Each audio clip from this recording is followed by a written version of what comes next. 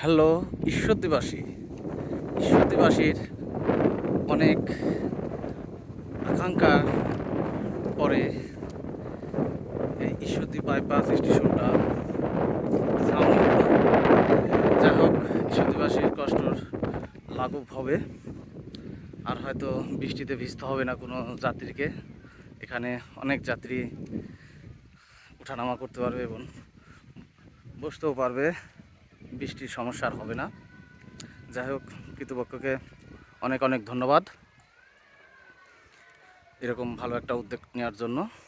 আর আরেকটা কথা বলবো, আমাদের ঈশ্বরদী বাইপাসের যে বাইপাস যে নাম লেখাটা, এটা একটু ডিজিটাল পদ্ধতি করলে খুব সুন্দর হয়, যা ভালো হয়। অনেক আগের যা পুরাতন হয়ে গেছে, তো একটু কর্তৃপক্ষকে দৃষ্টি আকর্ষণ করব, আপনারা এটা একটু নজর দেবেন।